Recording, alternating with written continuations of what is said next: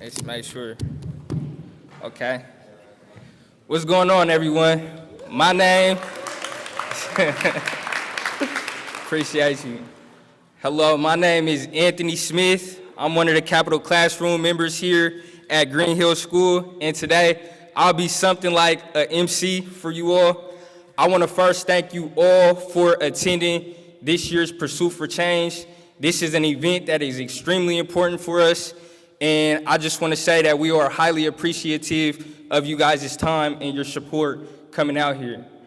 Next up, I'm going to be calling up Aaron Tolafoa to kind of give a background of how Pursuit for Change got started in the first place. Please welcome AT. So welcome everybody. I appreciate y'all coming out.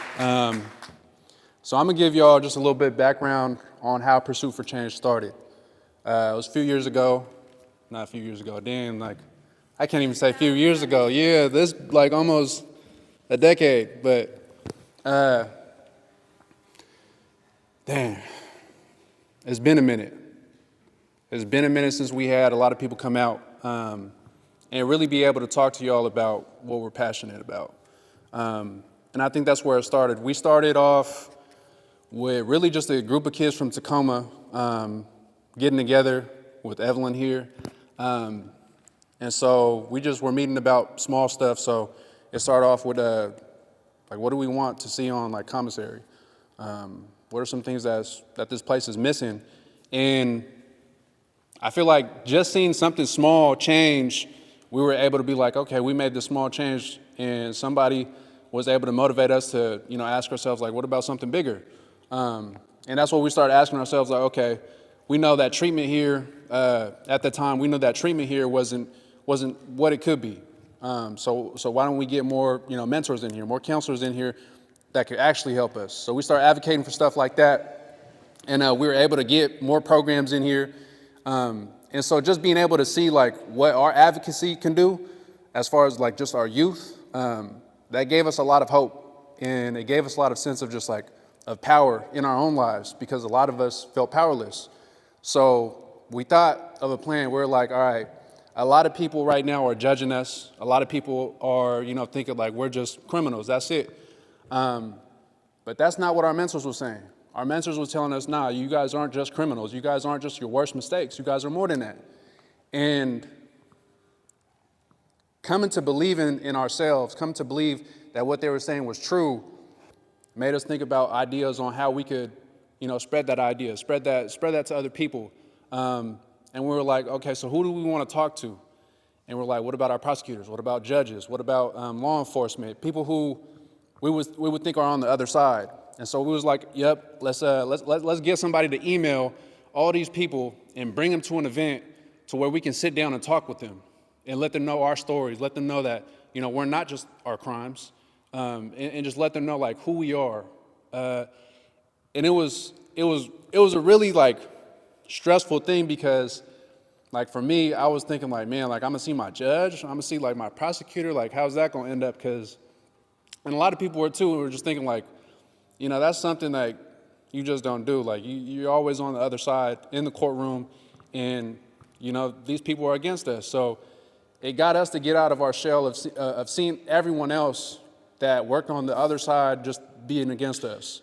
And we started thinking like, nah, like we could work with these people to solve these issues that we were facing on the streets, and we could teach these people, and they could teach us about how the system works, and then we can also give them insight on how it works for us, how growing up is. I'm a father, and my son's 8 years old. He hasn't seen me on outs other than for events, and that's cool, because I feel like Pursuit for Change, this event that we started years ago, was able to give me these opportunities, and I hope it gives everyone else here these opportunities. I know it has already, because I kid you not, like everyone here in this facility has a story that's not being told. And that's sad, but we're able to take their stories because we know these people, we know these guys that are locked up here. We're able to take our stories and be like, yo, this is what we go through as youth. And a lot of the stuff that we've been through are are just messed up. And for kids, like for children, these are things that you should never experience. And so coming to really just bring everyone together and as a collective for us youth here, being able to just be like, you know what, like put all our differences aside and really think about the next generation. And that's what we were able to do with Pursuit for Change, was really like, it's in the name, Pursuit for Change. And that's what we've been doing before COVID. COVID kind of stopped everything, but even throughout COVID, we were able to really just, dig down and think about ideas on what needs to be happening, what needs to, be here for our youth. And I feel like just the start of that was amazing for me, especially.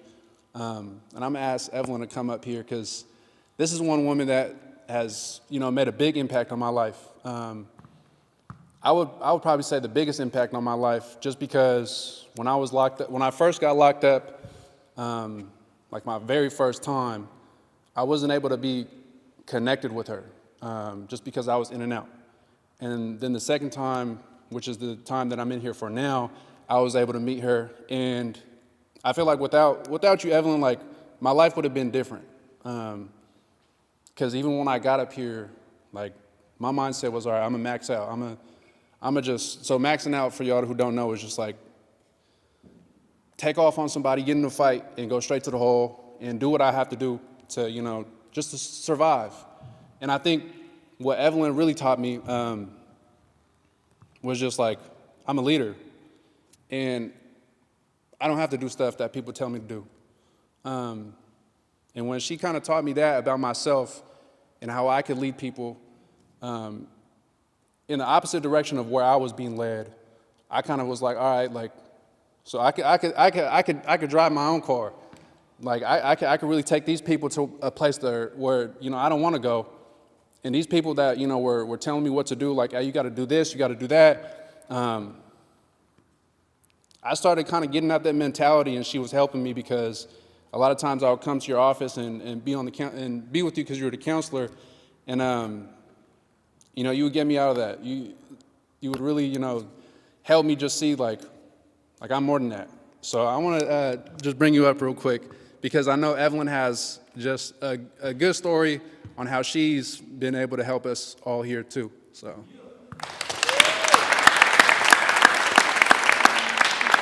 Side hug for you. Hi, everybody. I'm a little nervous and excited. I haven't been here since 2019, right before COVID had happened, and actually I left the state in 2020. So as Aaron had mentioned, we met when he was 15, and of course, it took some time. He, met with me, and he's like, I don't know who you are, I don't trust you. So it took a little bit, but as you know, that engagement isn't overnight with the young people we work with. And so I started working with him as his peer support counselor. And as he said, we're trained to really look at the individual as not what they do, not their trauma, but more of who they are. And so I saw leadership in Aaron from day one. And would tell him, along with other young people, you can do my job. And of course, they'd be like, huh? Like, I'm going away for a long time. Like, what are you talking about? So as time went on, we stayed in contact. I left my peer position and came to the state.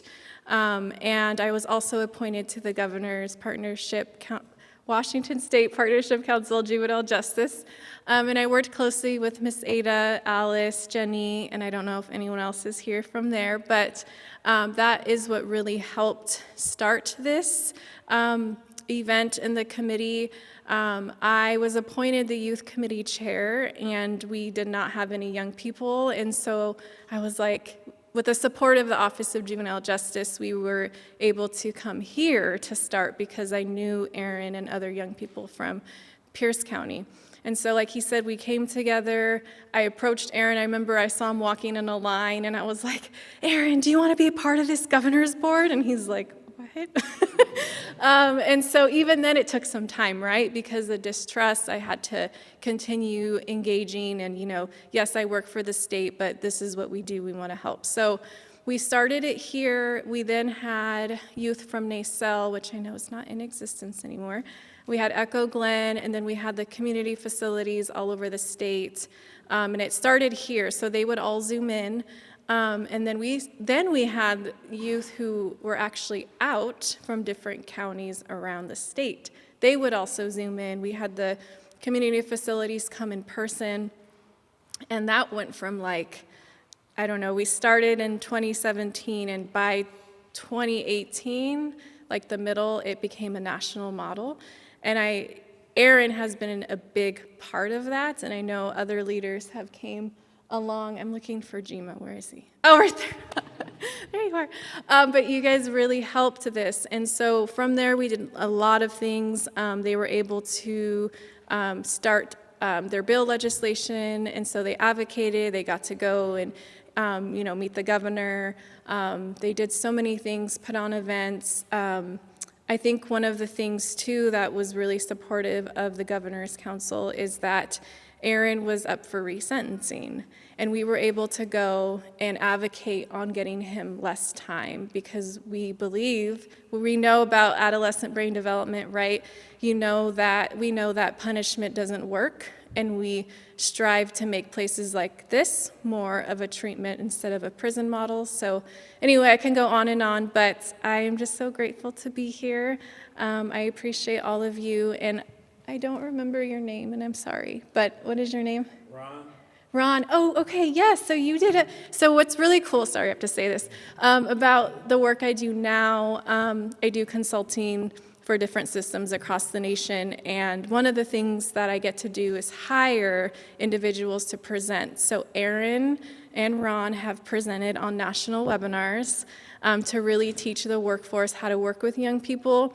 Aaron didn't say this, but he also testified at the U.S. Congress with Brian Stevenson. Woo, Aaron!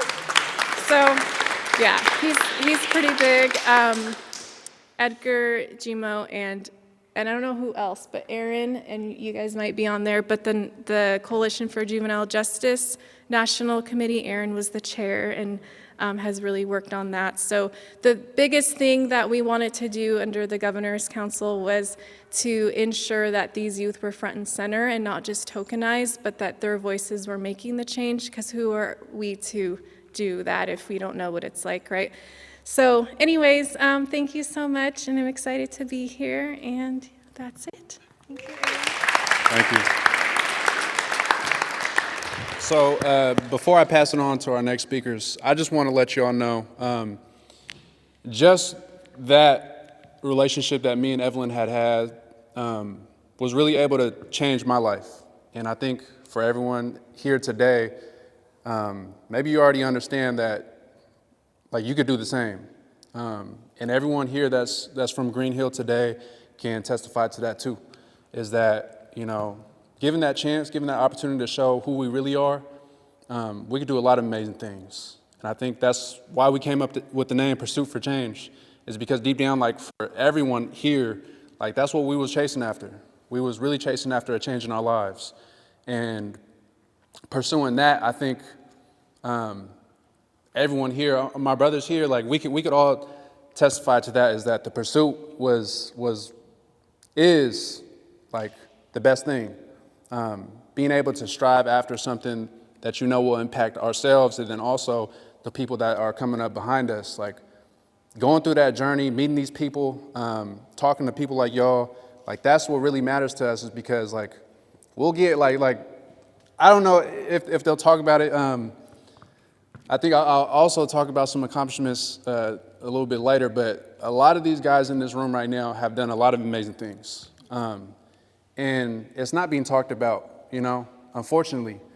But me, I can sit here and be like, yo, you guys are doing some dope stuff. And I know they be trying to tell me nah, but AT, you're doing a whole bunch of good stuff too. And I'm just like, nah, I think for me, just being able to see everyone else here, whatever idea they have, they're chasing after it. And it's not what we used to do anymore. It's not, trying to get some money in the wrong way. It's actually, being able to look at ourselves in the mirror and being happy about who we are. Knowing we're in a messed up situation, but being proud of just the work that we've done, the work that we're going to continue to do, and just the future changes that we are going to be making in this state and across the country and worldwide. Because I know in this room we got enough power to do that. So, for sure.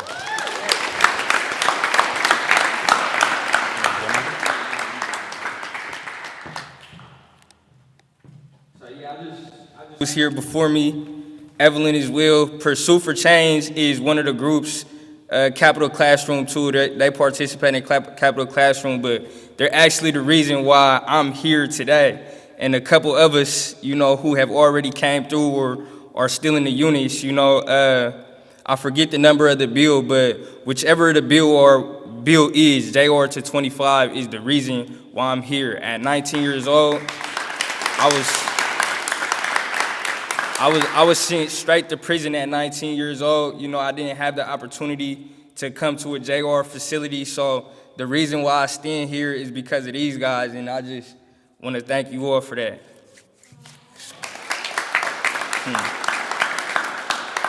So this year, Pursue for Change is slightly different because we're not just advocating for legislation, but we're actually advocating for a piece of legislation that we have proposed this year.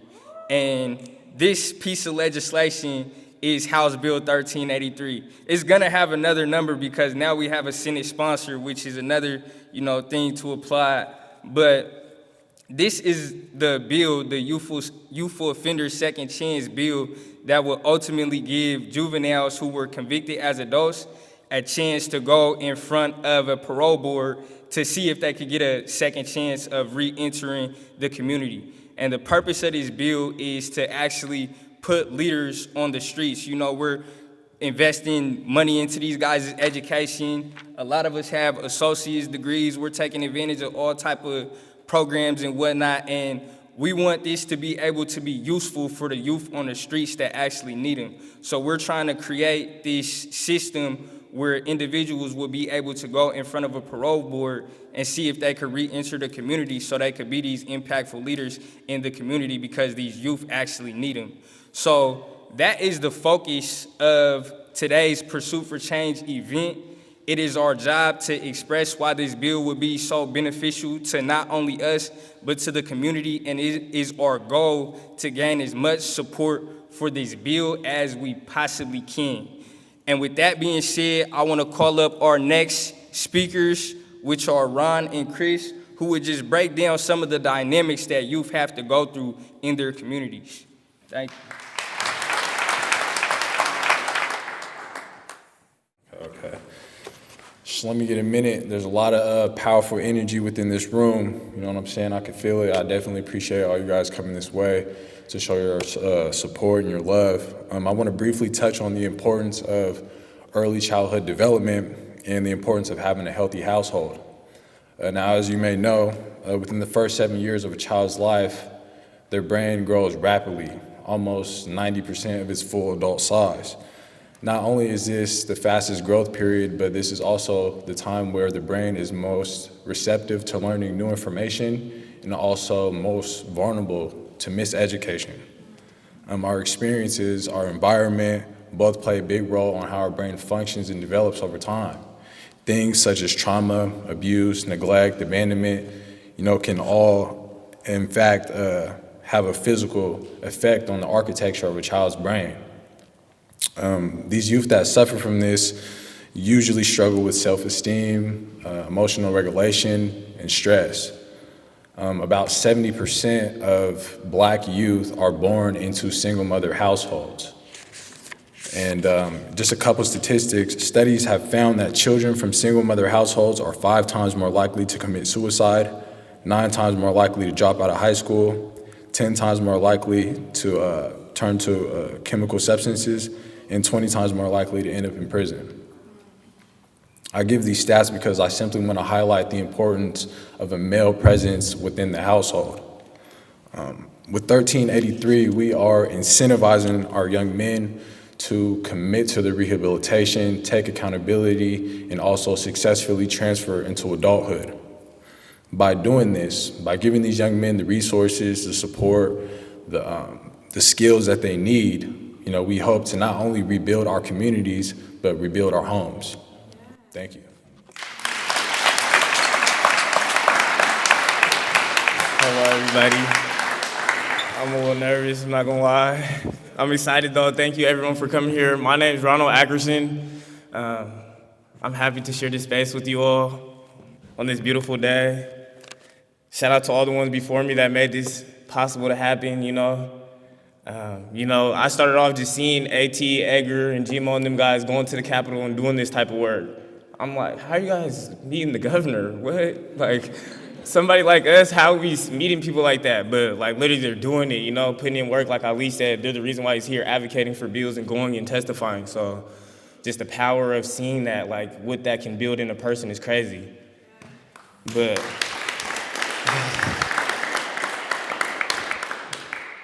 today I'll be touching on lack of resources within our communities and stuff like that.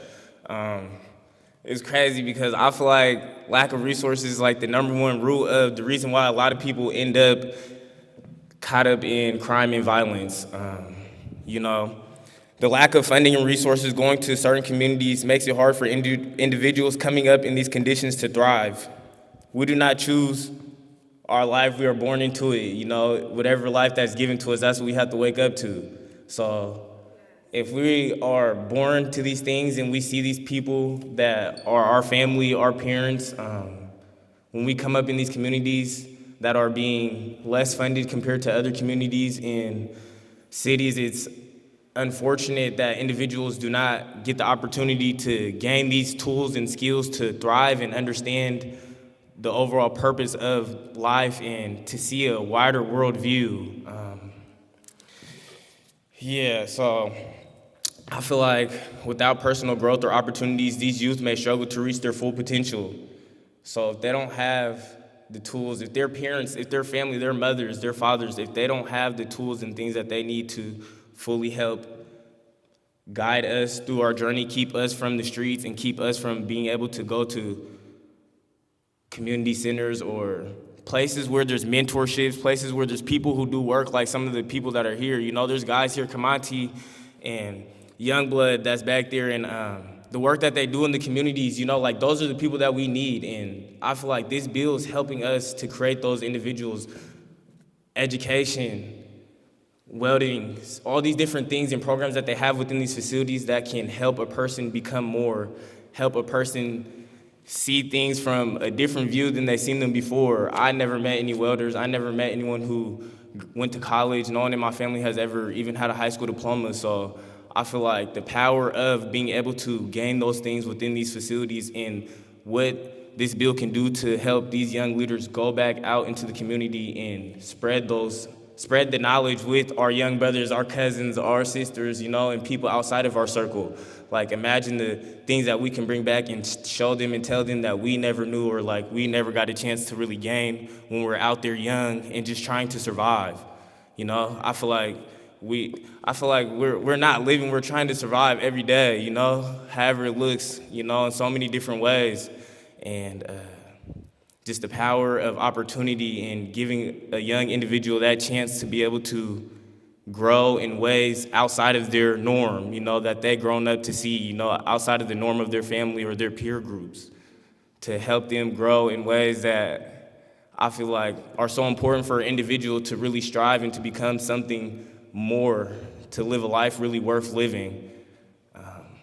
So lack of resources, I go on for years about lack of resources because I feel like this is really but just with the right support and opportunities, these youth can still overcome these challenges and thrive, creating more equitable opportunities for everyone, breaking free from the cycle of poverty and creating real change for households and single mothers, and from the very beginning provide support to those mothers who may be dealing with postpartum depression, different things that we normalize that they don't want to talk about. People are scared to get their kids taken if they're saying they're depressed after they just had a baby. So these are things that I feel like we really need to collectively work together to find ways that we can advocate for more funding and advocate for more people to, gain empathy for these situations, yeah, thank you.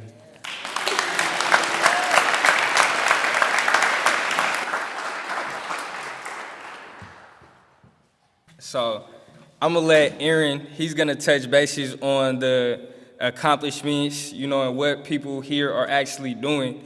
I just wanna share a story about why it is important to, offer youth something in this environment, because we were talking about accomplishments, I think last night, and it finally dawned on me that the first time I actually finished a chapter book, I was sitting in jail.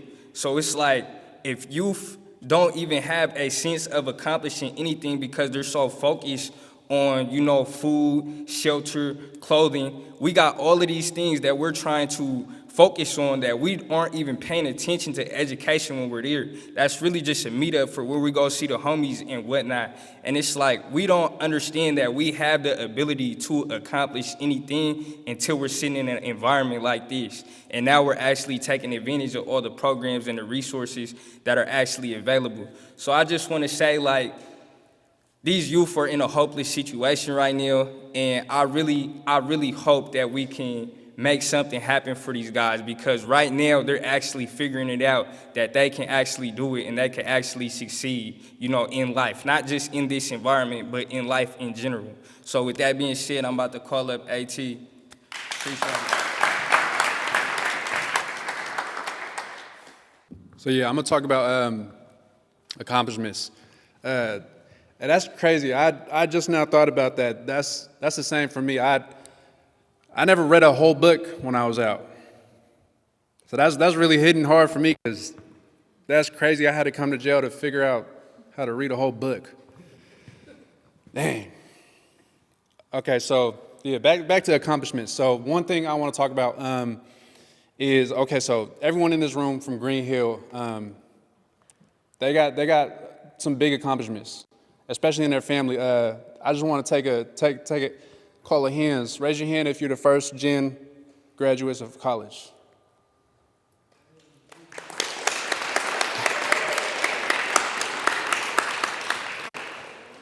Raise your hand if you're shooting for that BA.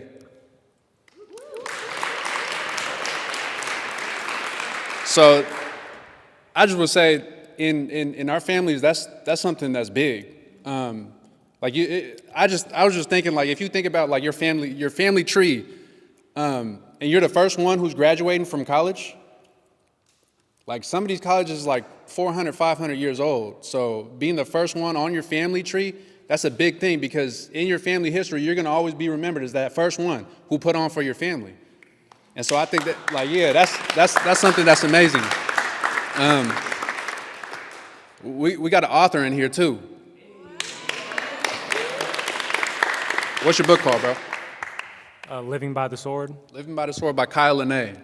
So, go Barnes & Nobles, Amazon, go ahead and check it out. So I just want to highlight these accomplishments. I think I was talking to these three guys up here, and they were talking about also, I think it was Ron, but why do we have to come to places like this to have these things happen in our lives? Why do we have to come to these places where it's damn, I know who I am now. Why couldn't I have figured that out when I was out? Why couldn't I have gotten these accomplishments when I was out? And I think that's what this bill's going to do is provide us the opportunity to be all right, I'm getting out, and now I get to go help the little homies. Now I get to show them, And I think that's a powerful thing, is because a lot of us didn't, like Ron was saying, he didn't know that he was going to be able to be in a situation where he could talk to senators, representatives, he could talk to the governor. He didn't know that he was able to. So when he was seeing us doing that stuff, he was like, hold up, how are you guys going to do that? And I think that's what kids are doing on the outs, is they don't know these type of things that they can do. They don't know that they have power.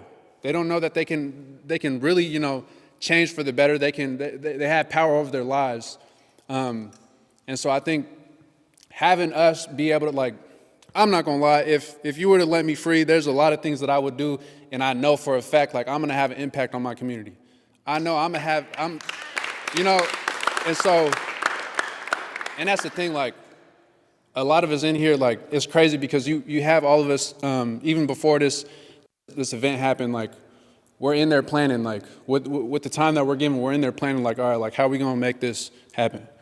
And for me, like, I've never, like, when I was out, I've never been in a room with people my age where we can talk about things that we're thinking about. I've never been given that space when I was out. And so to bring all of us together and have, you know, our heads just, you know, coming together and think about ideas on how we can, you know, make change, how we can impact other people's lives. I think, like, a lot of youth that are out there, they don't know that. They're not going to school thinking, like, all right, like, I'm gonna go to school and what's that? Is it like the student union or something?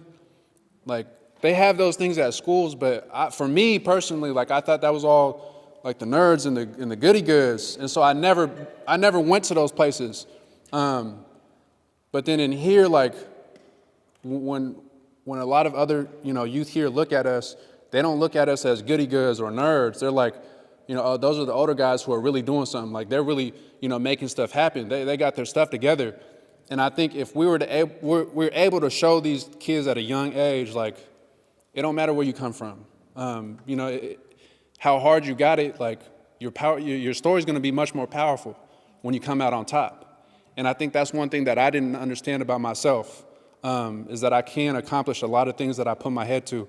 And I know a lot of people have heard that, and it's cliche and it's, you know, it's corny, like, you know, people trying to motivate you like that.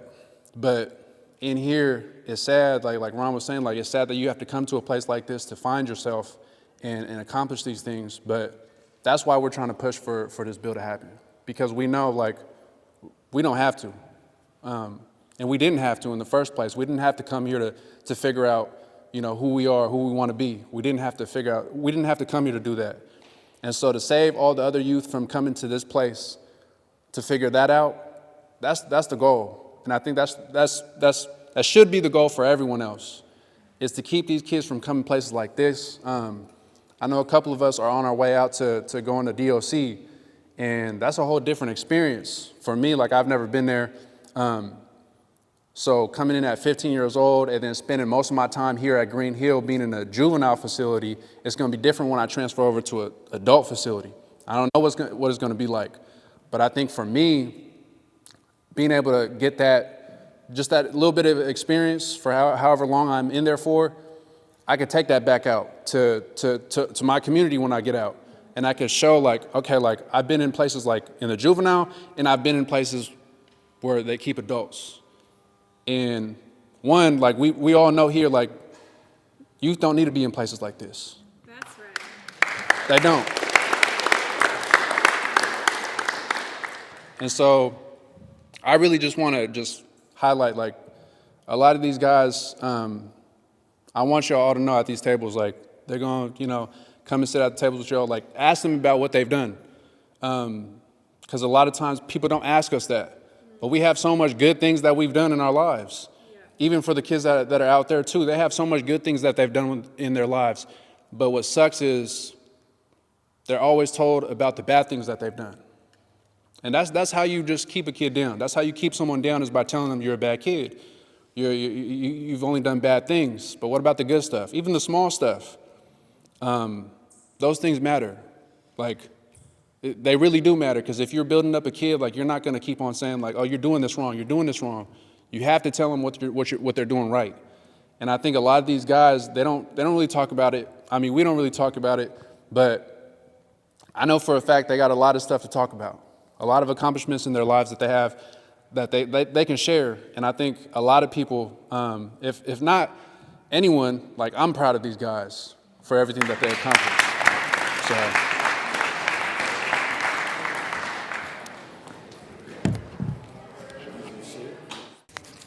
All right, good afternoon, everybody. I really would like to know, During this process, what are some of the biggest challenges that you guys have faced, right? Since the beginning of this process, when you thought of this, right? What are some of the biggest challenges you guys experienced? I would say some of the biggest challenges that we have faced are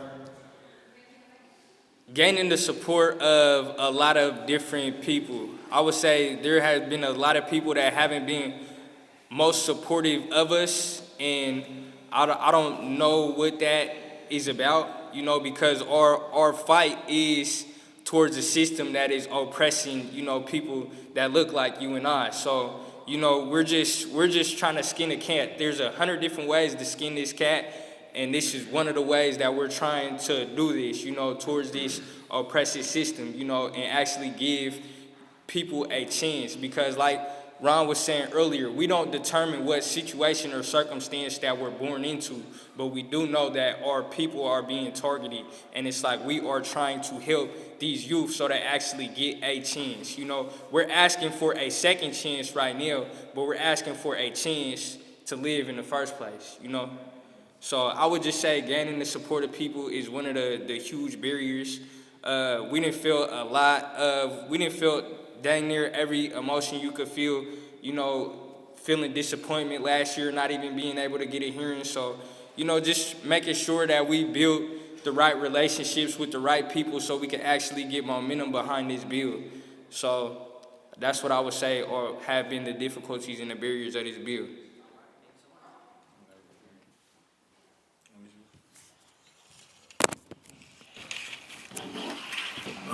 For me personally, I would say one of the biggest barriers,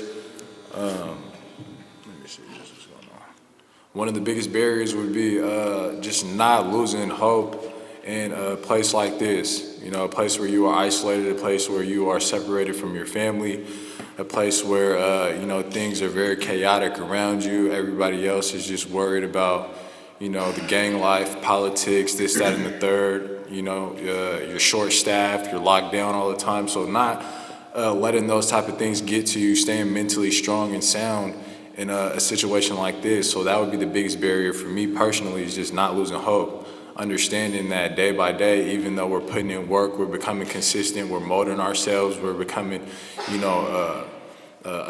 just more of a gem and more of a blessing that even though we can't see it and we may not see those fruits, we're growing, you know what I'm saying? And not to stop that process.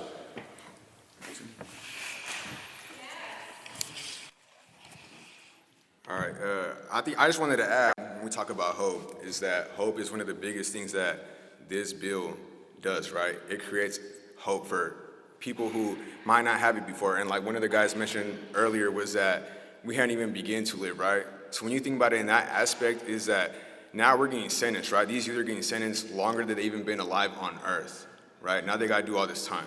So what do they have to look forward to? Nothing but gangs, drugs, more violence, right? So when you think about that, is that these institutions, right, they want to fix that problem, right, of how do we get these kids to obey? How do we incentivize them? The biggest incentive is giving them hope, and hope is this bill, 1383. The biggest thing is, how do we incentivize these youth that are fighting, right, starting riots, whatever the case may be? How do we get them to stop? Well, the answer is pretty simple. It's the bill, right? But the thing is that these youth commit to this, right, to non-aggression. They drop out of their gangs, right? They're committing to all this, but what is there for them if they do this and go to prison where they still got to serve 20 plus years, right? Now they're a target in prison because they dropped out their gang. Now they're getting more fights, right? Now they can't even program in certain facilities, institutions, right? Now they're a target because they're from this gang, now they're not. And that's what I think a lot of people don't understand, that there's politics that happen within these walls, right? Within these systems, right? Whatever happens here at a JR facility is reflection, right? Everything is heard of in DLC, the adults, right? They hear about that like, oh, like there's repercussions for everything, there's consequences, right? So the biggest thing is getting these kids hope to want to do better, right? So where if they stop gangbanging now, there won't be any consequences for them because they won't have to go to prison. They can go back out into society and function as a productive member, right? So that's the biggest thing, is getting this bill passed, and that is why.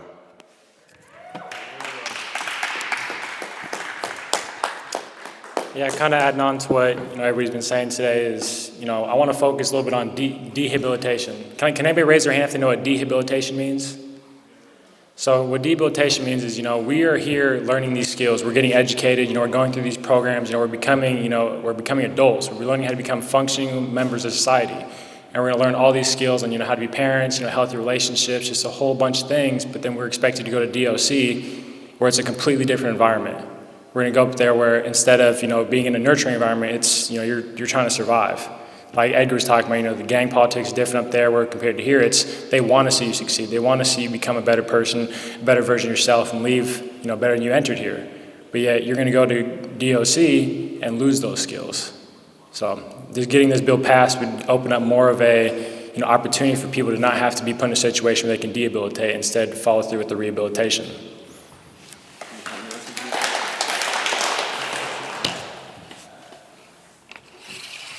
Any more questions? Yeah, hi, my name is Jeff Wilson. I'm a senator for the 19th district, and to my left here is a representative. Well, the 46th district in Northeast Seattle, I'm Daria. And we have a question for you. As we stand before you, we're elected servants, and we work in Olympia, and fascinated about your interest in legislation. But as we stand here today, the good representative and myself would want to know, do you have any questions for us? As we're right here, right now, don't wait for Olympia. Instead of us asking you a question, do you have anything that we can answer for you? I believe all of us would like to get as much support as we can, so we would like to know if you guys could sponsor House Bill 1383. That is an excellent question. I'll start by saying the bill is already introduced, so I don't believe we're able to add on as a sponsor anymore. But a good question for us would be if we might consider voting for House Bill 83. I can tell you that I'm on the committee that it would be coming to, and I would be glad to vote for this bill and support this bill. You've got my support. I think the good senator and I are trying to figure out how can we be most useful to you all. Hearing your stories is so valuable, and it helps us go back into our jobs and talk to our colleagues and convince our colleagues. That is my #1 mission out of here. But we want to figure out if there is anything else that we can provide you in terms of support for this legislation or other issues you're interested in, or demystifying the legislature. How can we be most useful and helpful to you on your amazing advocacy mission? I would say spreading the message, Zoom calls, letting us get to, speak to your other colleagues as well, so they can understand that you're dealing with young humans that made mistakes, and these humans have now grew. So just being able to have that human connection with them, whether that's a Zoom call, whether that's them coming here and meeting us, we would just like to speak with them so we could gain the support of them as well. Real quick note is that I'm also on the Senate side. I can't give all the credit to the House because the Senate side has a companion bill, and I've already co-sponsored that. So anything that you'd like to offer. The one thing that I want you guys to do with this is I want you guys to take what you learned here today. You guys got to sit here and learn, hear our experiences, hear what we've been through. You guys got to, see where we're living at, see our day-to-day activities. I feel like that's valuable information. The other people in the legislature haven't had the opportunity to come down to this facility and, walk through the school, get a tour, and, just have these one-on-one interactions.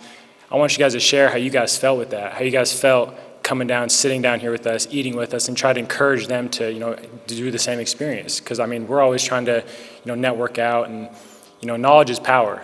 And for them being able to know where we come from, how we've grown up, and the things we've accomplished, I feel like that can, help our bill get through, because they can see on a face-to-face basis who they're going to be letting out of these facilities.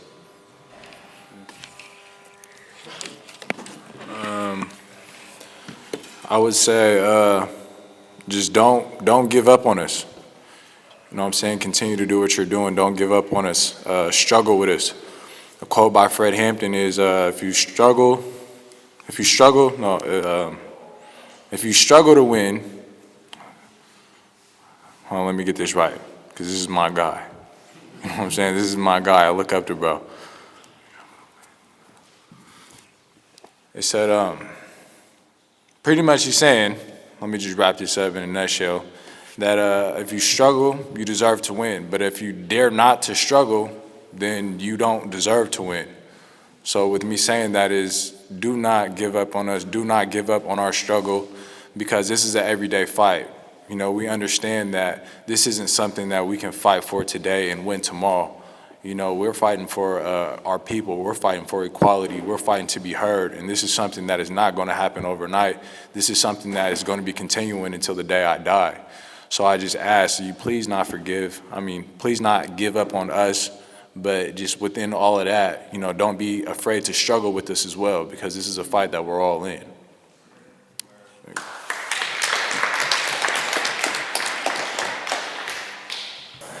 What are some of the biggest wins that you've experienced in this process? Some of the biggest wins? Yeah, some of the biggest lines push that you've experienced in this space. I would say the biggest, one of the first big win was actually Representative Hackney committing to actually sponsoring the bill and having it drafted. That was our big, like, okay, it's happening.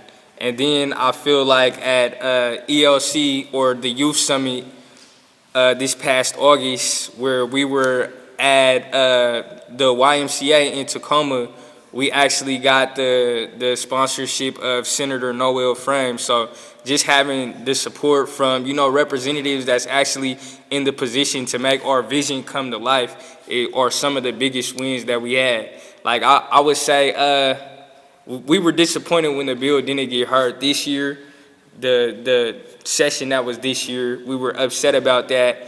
But when we actually had a meeting with Representative Goodman and he told us that our bill was going to be scheduled for a hearing this upcoming session, January 15th, is where we kind of like, okay, it's a possibility of this actually happening. And now it's kind of like, okay, we're almost there, you know?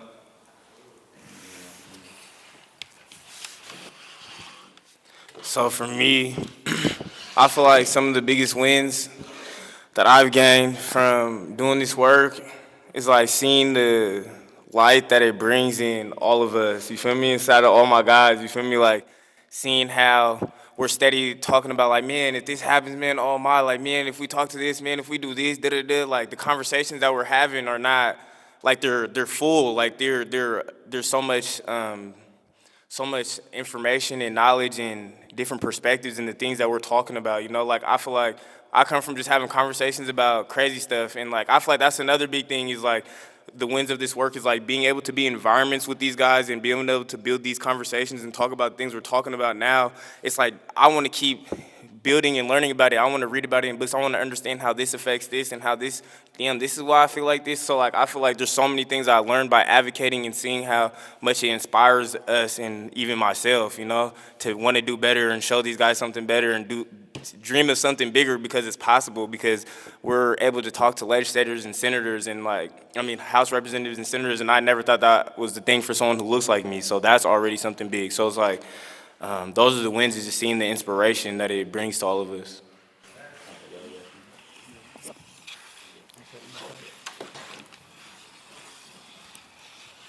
Man, when we talk about wins, man, you know, we got to keep track of those, man. We got to understand that those are accomplishments and those are that's progress.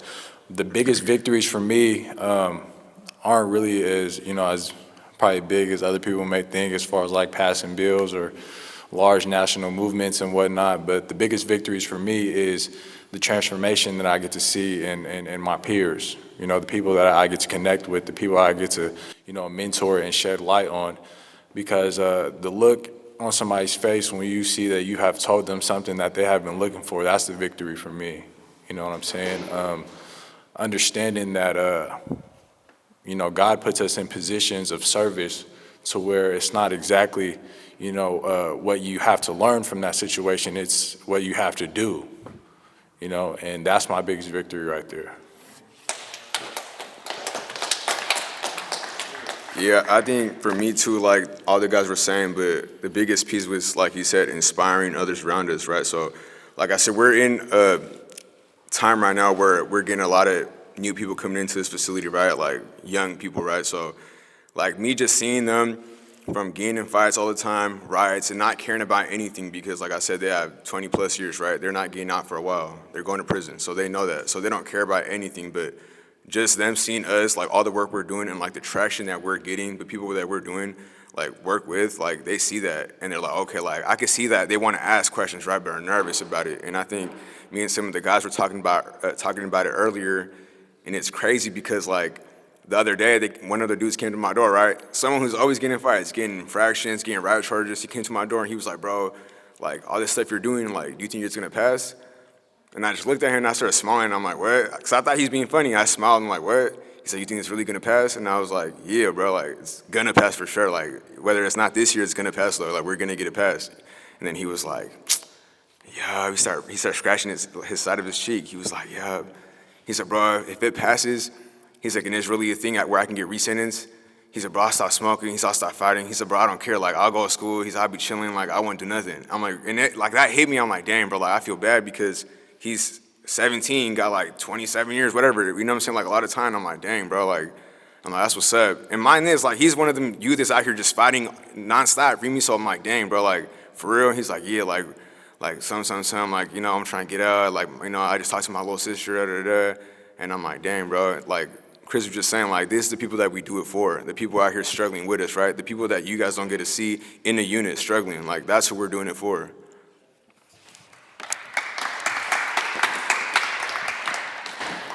Yeah, I would say, you know, the victory for me is, you know, we're all trailblazers. You know, we're all leaders, you know, here and in our communities, and, you know, just having the opportunity to really, you know, push for those people that are next up and, you know, the generations coming through the system, and just, you know, making it so that they have it easier than how we had it.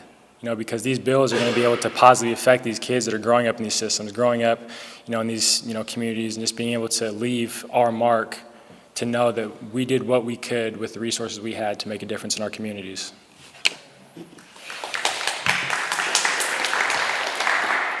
We got another question? Yeah, the mic ain't working, but fortunately enough, I don't really need the mic. I had a chance to talk to you guys, most of y'all at least, right? And one of the things I had to talk to you about is that to remember that this isn't punishment, it's preparation. And so my question is, what are you doing in terms of preparation after incarceration that you haven't already spoken about? We heard about the lobbying, we heard about the bills, we heard about some of the wonderful things you're doing in the union. What are some of the other ways, some of the things you haven't spoken about yet, but you're doing as preparation for life after incarceration? And thank you.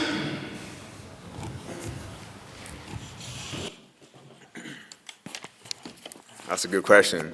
I think for most of us, like I said, we've all been in college programs. We all have our AAs, right? But it gets further than that, right? Like, I think most of us, like, we completed almost every single program available to us, right? Because we're thinking about the bigger picture. Like, we might not be getting out next year, next month, whatever, right? But we're getting out. So how can we prepare ourselves to when we get out, we can ensure that we're productive in the community, right? And that we're successful. So like I said, a lot of us, like Chris, my guy, Chris here, he's a barber on Hill. Everyone's, you know, he's known for getting everybody right. You know what I'm saying? So this, the guy right here, he's a certified barber. Ali, he did the type of program. Ron's a welder. Kai got a book. Like, he does a lot more. Like, he's a mentor for peer-to-peer, for Made Man. Like, we do a lot. So I feel like as far as that, is just completing every program, right? To where when we get out, if one thing doesn't work, we have another plan, right? We have another option. We have this. Like, it's just a lot to it. So I feel like we've definitely taken advantage of every possible program available to us. So. Something I've been working on is trying to be a more effective leader.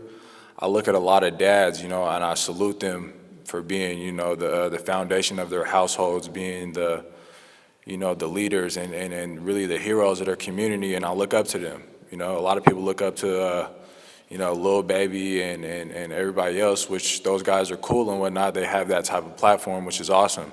But I look up to the guy that is at home, that goes to work every day to make sure that, you know, his family is straight, that he can protect his kids, he can protect his wife, and, you know, he can be that perfect example, you know, to his family that he should be. You know, that's really what I'm working on every day. So when I see fathers, when they tell me things about their life, you know, their kids and whatnot, you know, I just peep game. I sit and I listen. I'm like, okay, that's what happened. All right. I feel it. And every time I make a mental note, like, okay, you know, when my time comes and I'm holding my kid or I'm taking my kid to school, you feel me? It's going to be a little bit different. I can do this, I can do that. So just paying attention to, you know, the family life, the family dynamic, and really trying to prioritize on that.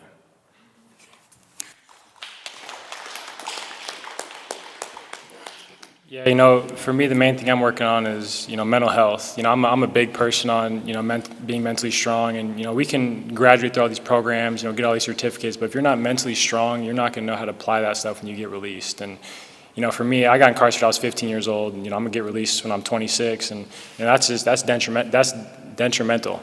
You know, I don't have those skills of being in society. I know these skills of being inside an institution, that I want to make sure that I'm just mentally prepared for my release, you know, mentally strengthening myself to just know that, you know, there's going to be those challenges, but yet if I'm mentally strong, I'll be able to overcome those.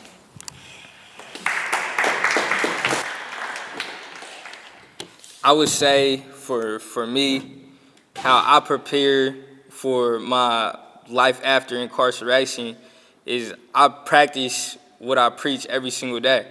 I'm a community builder, so you know, my goal is to see my community united. So when I'm in these units trying to get two youth from stopping the fight, you know, that's my goal. That's what I plan on doing when I get to the community. I don't want to see my brothers, my cousins, you know, my nephews getting into shootouts with each other, possibly killing one another, because, you know, it's my goal to see everybody together. If we was all together, then we wouldn't have to worry about these institutions being so full to the capacity that they are, you know, because we're committing these acts of violence against each other.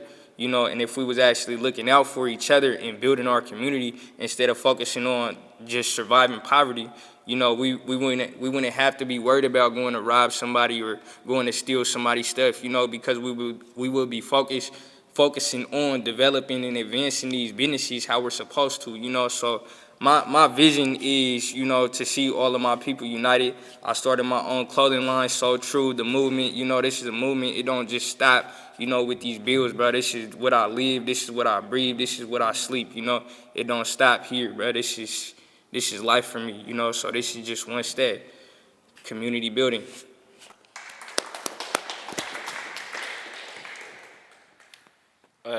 For me, like Ali was saying, practice what you preach, I feel like is the number one thing.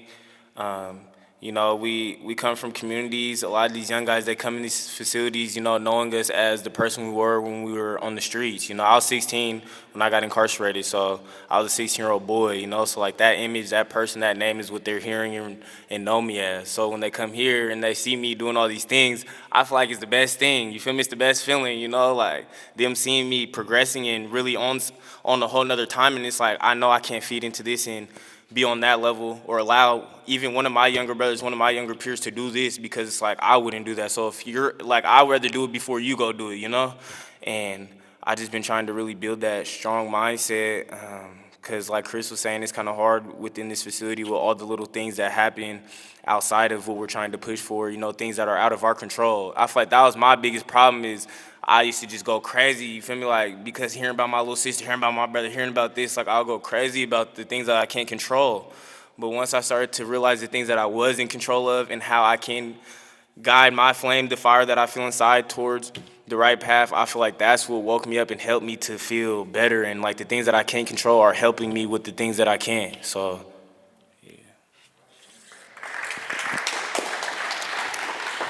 And I know we're getting kind of crunched on time. I know Khaled wants to speak to you all, so we're going to let him speak, and then we're going to wrap this up. I think I have one more question. Do we have another question? Go. All right, yeah, go ahead. You know, I think, man, just being able to just sit here, listen to you guys' voice, hear you guys articulate not only your struggles, but also your trauma. I mean, I want to give you guys, first off, the credit you deserve, because you've already made changes. You know what I mean? And so, as a young person as an old person now, who also grew up in the system, right? I grew up in juvenile, I grew up in Maple Lane and graduated right from there to prison. And even at 23 or 24, I still didn't have it figured out. But I started putting in the work, like you guys are doing. So I'm telling you guys are ahead of the curve, bro. And so it's not if you get the chance to win, because the chance is coming. As long as these folks around here honor their word that they made to y'all today, you know what I mean? Then they're going to continue to do the pressing, and we're going to continue to make sure that they live up to that commitment. You know what I mean? But the changes that we need y'all to make are the changes that you're making. You know what I mean? So continue to keep doing the good work, man, because eventually all of this is going to play out. You know, so thank y'all for being who y'all are and being the example that young folks need, because this is what we need, an example of when young folks are given resources, how they make better decisions. Right. And so, man, my hat's off to y'all, man, because y'all are doing the work. Appreciate you.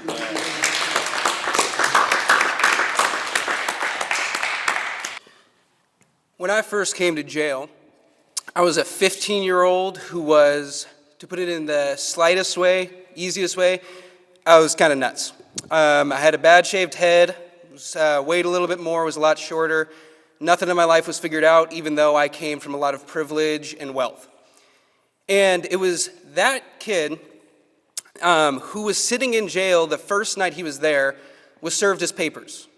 This is what you're here for. This is what you're charging you for. There was 57 charges on that piece of paper. I read over each and every single one of them, and I started crying. What did I do? Why did I do this? Seemed like such a good idea at the time. That's kind of the teenager's anthem, isn't it? And over the course of a couple days, my parents were able to get a pastor to come and visit me. Greatest man I ever knew, taught me everything I know. This pastor taught me what it meant to be a man, what it meant to be taking accountability. That was the first thing I had to do. And that was probably one of the toughest battles of my life, realizing that I can't blame other people for this. I have to blame myself. But then you have this guilt. What am I supposed to do now that I realize I've done this? Is my life over? Do I just give up? Do I just lay down because I realize I'm guilty? Listen to what all the other people say. You're guilty. You put yourself in jail. Do the time. I don't argue I put myself in jail. But am I going to help anybody by lying down? All a roadblock does is slow down the speed passing cars. So I decided something. I felt like I should talk to people. First it was about religion. Then I looked at these people, I said, this guy, he keeps fighting, but whenever I talk to him, he doesn't want to anymore. Is there anything I can do? I started talking to him. Like I was telling over here, I learned to speak a language of a culture I wasn't from. Where I was from, Fox News was the Bible, CNN was the devil. How am I supposed to talk to these guys? But all of a sudden, these other people from other cultures became my friends. I began to learn how to speak to them. Chris could testify to this. We were in juvie for nearly a year together. We learned we liked the same kind of movies. All of a sudden, all these people are becoming my friends. I used to be anti-Semitic on the outs. Look, I'm wearing a yarmulke right now. I had this understanding on the outs, and I came into jail and it changed. I became a better person. I learned how to speak. I learned how to hone my writing craft when I was out. All I would focus on is violence. Now I could focus on something great, a person becoming something better, crime stopping. What does it mean to become a better person? I could write to people letters that they would say, I love this. I wrote them stories that gave them hope. I added to these skills when I went to county jail. I started my own Bible study because COVID stopped ours. I looked at all these people around me and I said, this is what we need to do. We need to become better. There's no point in stopping. I adopted the Jewish customs. I started speaking differently. I was learning languages. Right now I'm learning Hebrew, Gaelic, and if God wills it, I'm going to start French as well at the same time. I started talking to these people and realizing I can be this change. I can speak. I changed my actual name because of this. And like my namesake in the Bible, I wanted to stand out against everybody. When everybody else was saying sit down, he stood up and said, I'm going to stand for what my faith says. Come to Green Hill. A lot of opportunities. I get books. I get to go to school. I'm almost done with an AA degree, and I'm going to finish it about 2 months faster than expected. I'm doing all of these, or 6 months faster than expected, excuse me. I'm doing all of these things. I'm meeting with these people who are doing greater things than I could even imagine. I'm making films with certain people. I have an internship where I could make more, and that's one of my greatest passions. But against all of this, one cloud is hanging over my head. And that's the fact that when I was 20 years old, I was sentenced to 40 years to life. Now, that might change. I might get 25. But it still means that when I'm 25 years old, I will have to leave this facility. And when I go to DOC, the first thing I'll have to realize is that genetically, I'm white. And the white people will say, take the yarmulke off your head. Oh, you speak Hebrew? That's a dirty language. We don't want you speaking that anymore. I want you to come over here and put in work. Go move those drugs over there. I don't believe in drugs. We don't care. We'll hurt you if you don't do it. They'll take a friendship like I have with Chris, with Brian, with TJ, and say, you see that person? They're not your race. You can't talk to them. Oh, they're Mexican? Are they a Norte? Don't talk to them. And all of a sudden, all these people that I know so well become nothing more than mere adjectives, and I realize that no matter how good I want to do, if I stand out, I risk dying. I could be stabbed in the shower because I told a white guy, leave me alone. And all of these things hang over me. Will I still continue to do better change? Yes. I will not give up on that because God is my witness. I will never give up what my faith says to do. You can kill me. You can cut out my tongue. I will still preach. But at the same time, I believe in hope. The Bible says this, there are no things greater than these three, faith, hope, and love. Shawshank Redemption says this, hope is a good thing. It's maybe the best of all things.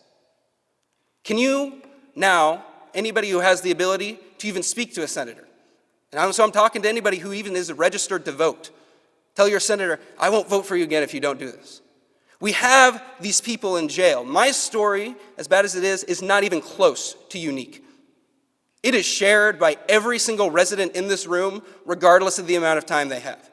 Because even if they get out before DOC, they're still entering into a society that views them differently.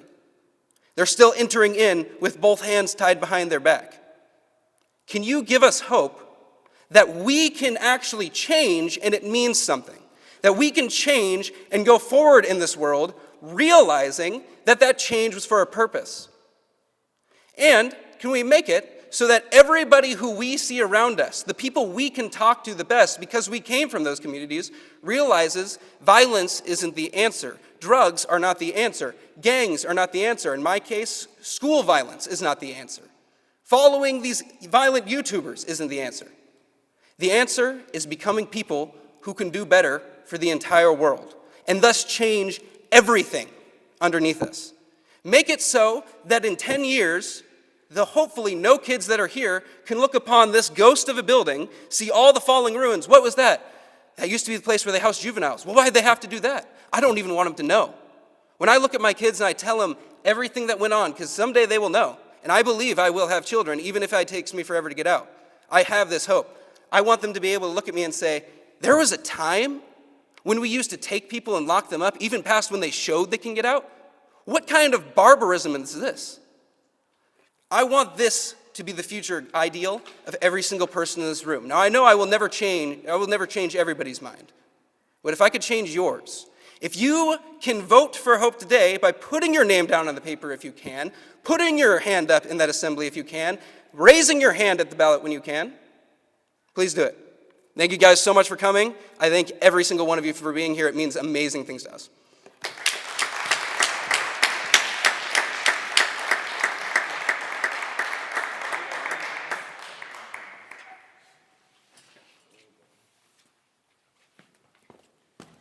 Yeah, on that note, we're going to close this out.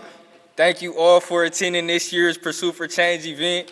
We thank you all for coming. Drive home safe.